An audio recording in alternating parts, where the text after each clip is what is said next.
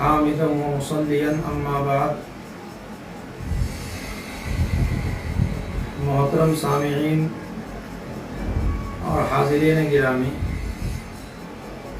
ایک انتہائی قیمتی اور زندگی کو ترقی دینے والا لائحہ عمل وہ بتانے جا رہا ہوں. جن لوگوں کو اللہ تعالیٰ کی طرف سے اس کی توفیق مل جائے اور وہ لوگ موفق من اللہ ہو جائیں تو ان کی زندگی میں 4 چاند لگ جاتے ہیں. تمام اندھیرے اور تاریکیاں زندگیوں سے دور ہو جاتی ہیں. تمام مشکلات اور خامیاں انسان کی مٹ جاتی ہیں. آسانیاں اور سہولتیں زندگی میں آ جاتی ہیں. اس لیے رسول اللہ صلی اللہ علیہ وسلم کا بتایا ہوا وہ عظیم نسخہ، وہ عظیم علاج ہم سب کو اختیار کرنا چاہیے اور اس کو اپنی زندگی کے لیے ایک لازمہ اور لائحہ عمل بنانا چاہیے. رسول اللہ صلی اللہ علیہ وسلم نے فرمایا ہے، من رزق الدعاء لم يحرم الاجابہ، کہ جس شخص کو دعا کی توفیق دے دی گئی تو اس کو قبولیت سے محروم نہیں رکھا جاتا.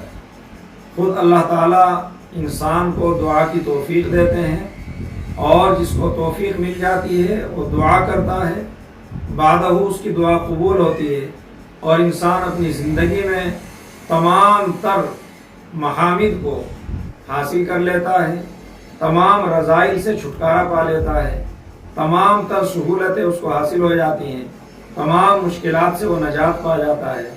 اس لیے رسول اللہ صلی اللہ علیہ وسلم کا بتایا ہوا یہ مختصر سا اور عظیم نسخہ جس زندگی میں جس انسان کو میسر ہو گیا، آپ بالیقین جانیے اور اس بات کو اپنی زندگی میں داخل کیجیے کہ ایسے انسان کی زندگی میں ہر طرف روشنی ہی روشنی، محبتیں ہی محبتیں، اپنائیتیں اور تمام تر محامد داخل ہو جاتے ہیں. کیونکہ انسان ہر اس چیز کو اپنے لیے مانگ سکتا ہے جس کو وہ بہتر سمجھتا ہے، ہر اس چیز سے پناہ چاہ سکتا ہے جس کو وہ بری سمجھتا ہے. اس لیے ان تمام چیزوں سے اللہ تعالیٰ سے پناہ چاہنی چاہیے کہ جو چیزیں اس کی زندگی میں بری ہوں یا وہ شرانگیز ہوں یا وہ الجھنوں، مصیبتوں، تکلیفوں اور پریشانیوں کا سبب بننے والی ہوں، اور جو چیز اس کی زندگی میں خیر و خوبی، اخلاق حمیدہ اور عمدگی اور بہترائی لانے والی ہوں، ایسی چیزوں کا اللہ تعالیٰ سے انسان کو سوال کرنا چاہیے. اللہ تعالیٰ کی ذات اقدس تو وہ ہے جو بن مانگ دینے والی ہے، وہ تو ایسا داتا ہے جو بن مانگ دیتا ہے. اب جو اس سے مانگے گا تو اس کو بھلا کیوں نہیں ملے گا. اسی لیے اللہ تعالیٰ کی ذات اقدس وہ عظیم ہے، اس قدر عظیم ہے کہ اس نے خود فرمایا ہے اپنے رسول صلی اللہ علیہ وسلم کی زبانی، من لم یسأل اللہ یغضب علیہ، اللہ سے جو مانگتا نہیں تو اللہ اس سے ناراض رہتے ہیں. یہ ہے دینے والوں کی شان. بعض لوگ اگر مانگا جائے تو ناراض ہو جاتے ہیں، اور انسانیت تو ایسی ہے کہ انسان تو بیچارہ کنجوس اور کم حیثیت اور کم وقعت اور کم ظرف واقع ہوا ہے، جس کو قرآن کریم نے اپنے متعدد الفاظ سے جگہ جگہ بیان کیا ہے. کہیں وَكَانَ الْإِنسَانُ أَكْثَرَ شَيْءٍ جَدَلًا ہے، کہیں اِنَّ الْإِنسَانَ لَظَلُومٌ کفار ہے، وغیرہ وغیرہ، کہ انسان بڑا بے انصاف ہے، انسان بہت ناشکرا ہے. انسان کو اگر خزائن الہیہ دے دیے جائیں تو وہ ان میں کنجوسی کرے اور ان کو خرچ نہ کرے، لیکن اللہ تعالیٰ کے یہاں ایسا کوئی کنجوسی کا تصور کرنا ممکن ہی نہیں ہے اور جائز ہی نہیں ہے. اس لیے اللہ تعالیٰ سے جتنا ہو سکے تو اپنے لیے مانگیں، اور جتنا کچھ ہو سکے تو اللہ تعالیٰ کے دربار میں ہاتھ پھیلائیں، گداگری کریں، اپنی محتاجگی کا اظہار کریں اور اپنی تمام پریشانیاں اور مصیبتیں اللہ تعالیٰ سے سلجھائیں، تو یقیناً اللہ تعالیٰ ان باتوں کو قبول فرماتے ہیں. اور یہ ایک بہترین ایسا نسخہ ہے جو شریعت میں انسان کو دیا گیا ہے کہ انسان اس کے ذریعے اپنی تمام مشکلات کو حل کرا لیتا ہے. لیکن یا تو انسان کو توبہ کی توفیق ہی نہیں ہوتی، اور اگر توفیق ہوتی بھی ہے تو وہ ہلکی پھلکی دعا کر کے اور فارغ ہو جاتا ہے.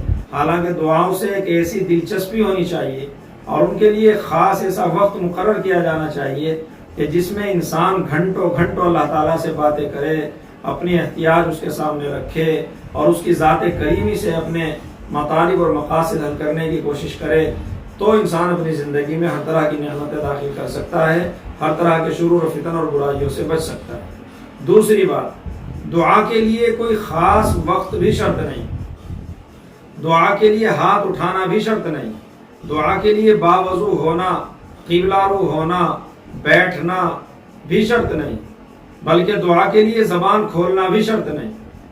دعا کے لیے انسان اللہ کی طرف اپنے قلب کو سوال کے ساتھ متوجہ کرے، اسی کا نام دعا ہے۔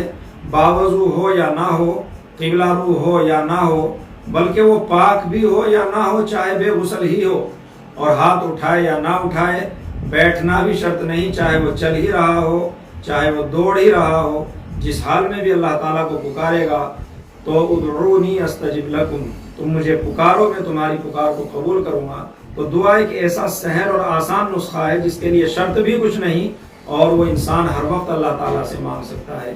اس لیے میں یہ بات عرض کرنا چاہتا ہوں، بہت سے لوگ دوسروں کو دعاؤں کے لیے کہتے ہیں، واقعتاً اللہ کے مقبول بندوں سے دعاؤں کے لیے عرض کرنا چاہیے۔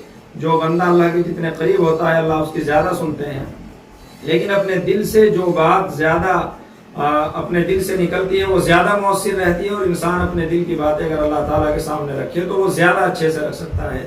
اس لیے زیادہ سے زیادہ اللہ سے دعائیں کی جائیں، اپنی پریشانیوں، مصیبت اور الجھنوں سے اللہ تعالیٰ کی پناہ طلب کی جائے، اور اللہ تعالیٰ سے تمام خیر، تمام بھلائیاں اور تمام تر سہولتیں اپنے لیے طلب کی جانی چاہیے۔ اللہ تعالیٰ ہم سب کو اس کی توفیق عطا فرمائے۔ وآخر دعوانا الحمد للہ رب العالمین۔